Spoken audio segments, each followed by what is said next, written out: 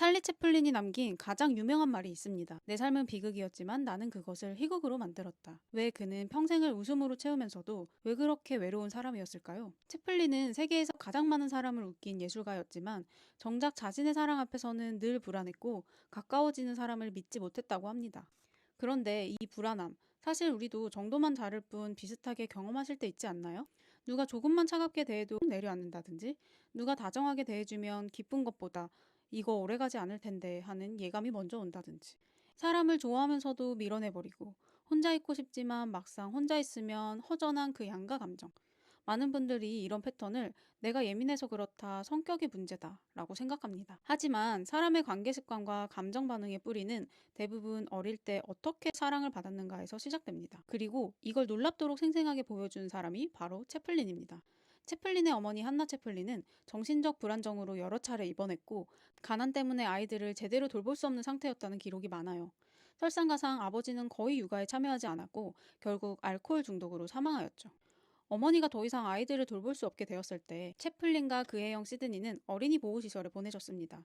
이 경험이 버려짐의 감각을 남겼다는 건 채플린 본인이 여러 번 언급한 사실이에요. 채플린은 자신의 자서전에서 어린 시절의 가장 오래된 기억은 공포였다고 말할 정도로 애정을 안정적으로 느끼기 어려운 세계에서 자랐습니다. 그런데 이 결핍은 성인이 되어서도 그의 행동 곳곳에 흔적처럼 남아있었어요. 작은 실수 하나에도 자신을 심하게 탓하던 모습, 자신의 슬픔과 고통은 거의 드러내지 않았던 것으로도 유명하죠. 심지어 촬영 현장에서는 배우의 턱선, 눈길, 손짓 하나까지 통제하려 하며 같은 장면을 수십 번 반복하는 완벽주의를 보였다고 하죠. 마치 완벽함만이 자신을 지켜줄 수 있다는 듯이요. 심리학자들은 그의 특정 행동 패턴인 과도한 자기검열, 관계불안, 감정회피를 정서적 결핍의 전형적 흔적으로 분석합니다. 나는 채플린 정도는 아니라고요? 채플린처럼 극단적인 환경을 겪지 않더라도 사랑이 부족했던 경험의 잔향은 누구에게나 남아있을 수 있어요. 그럼 이런 마음은 어떻게 알아차릴 수 있을까요? 나는 사랑이 사라질까봐 불안해하는 편인가? 상대의 말투 하나, 표정 하나에 마음이 요동친다면 뿌리에는 버림받을 수 있다는 오래된 신념이 자리했을 수 있어요. 감정을 솔직하게 말하면 관계가 깨질 것 같아 두렵지는 않은가? 이건 정서적 억제의 특징으로 과거의 감정을 드러낸 결과가 좋지 않았던 경험이 있을 때 자주 나타나요. 가까워지고 싶은데 동시에 불편해지는 경험이 있었나? 이건 액착 이론에서 말하는 불안 회피, 혼재형의 대표적 패턴이에요. 잘해야만, 인정받아야만 가치가 있다고 느끼는가? 부모에게 충분한 지지를 받지 못한 분들에게 나타나는 흔한 특징이죠. 사랑을 성과의 보상처럼 느끼게 됩니다. 또 감정을 숨기거나 괜찮아요를 습관적으로 말한다거나 누군가의 부탁을 거절하면 죄책감이 들 수 있어요. 나도 그런데 라는 생각이 든다면 마음이 오래전부터 자신을 지키기 위해 만든 보호 패턴이 작동 중일 가능성이 큽니다. 인문학에서는 이런 패턴을 첫 서사라고 설명합니다. 한 사람이 세상을 어떻게 이해하는지는 처음 사랑을 받았던 혹은 받지 못했던 방식에서 시작된다는 뜻인데요. 어른이 된 뒤에도 이 서사가 바뀌지 않으면 현재의 사람에게 과거의 그림자를 그대로 투사하게 되는 거죠. 그래서 누군가의 침묵은 거절로 느껴지고 상대의 호의는 부담으로, 사랑은 믿을 수 없는 것으로 해석됩니다. 또 혼자 있고 싶다가도 막상 혼자 있으면 허전하고 관계가 안정되어 있어도 이유 없이 불안하기도 하죠. 하지만 그것이 바꿀 수 없는 운명은 아니에요. 우리는 성장하면서 마음의 서사를 계속 다시 쓸 수 있는 존재니까요. 과거의 서사를 바꾸는 첫걸음은 정말 사소할 정도로 작은 행동이면 충분합니다. 오늘 바로 해볼 수 있는 한 가지를 말씀드릴게요. 바로 감정을 10초만 언어로 적어보기입니다.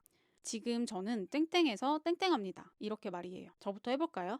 저는 이유 없이 마음이 즐거워서 아무 말이라도 하고 싶습니다. 이게 대체 무슨 효과가 있냐고요?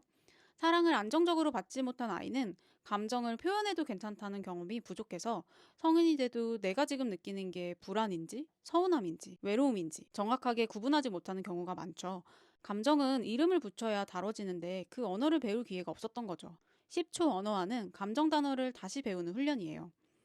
또한 결핍 성향이 있는 사람들은 감정을 느끼는 순간 상대가 나를 싫어하는 건가? 내가 잘못했나? 하고 즉시 타임 중심 해석으로 흘러가요. 그런데 지금 저는 땡땡해서 땡땡합니다. 이 문장을 사용하면 주어를 나로 다시 잡아올 수 있어요. 이건 애착 회복의 가장 중요한 전환이에요. 감정이 상대의 뜻이 아니라 내 내면의 신호가 된다는 뜻이니까요. 사랑받지 못한 사람은 감정을 느끼면 자동으로 회피, 숨김, 과잉 해석, 눈치 보기 이 네 가지 패턴에 빠져요.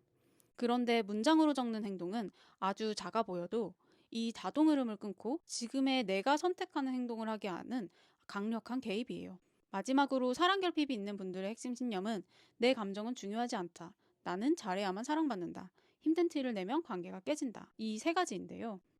그런데 감정을 적는 순간 내 감정이 존재해도 괜찮다는 경험이 생기게 돼요. 이건 작은 문장이지만 사실 나의 존재를 승인하는 경험인 거죠. 무엇보다 감정을 적는 데는 약 10초가 필요하죠. 이 멈춤 자체가 뇌에게 지금은 위기 상황이 아니야 라는 신호를 보내요. 불안이 확 꺾이는 과학적 기전이 바로 여기 있습니다. 여러분, 부모에게 충분히 사랑받지 못했을지라도 나는 나 자신을 충분히 사랑해 줄 수 있어요. 이 영상이 마음에 조금이라도 닿았다면 좋아요와 구독으로 함께 다음 이야기를 이어가 주세요. 그리고 여러분이 느끼는 나만의 어려움도 댓글로 나눠주시면 제가 또 다른 스크립트에서 꼭 다뤄보도록 하겠습니다.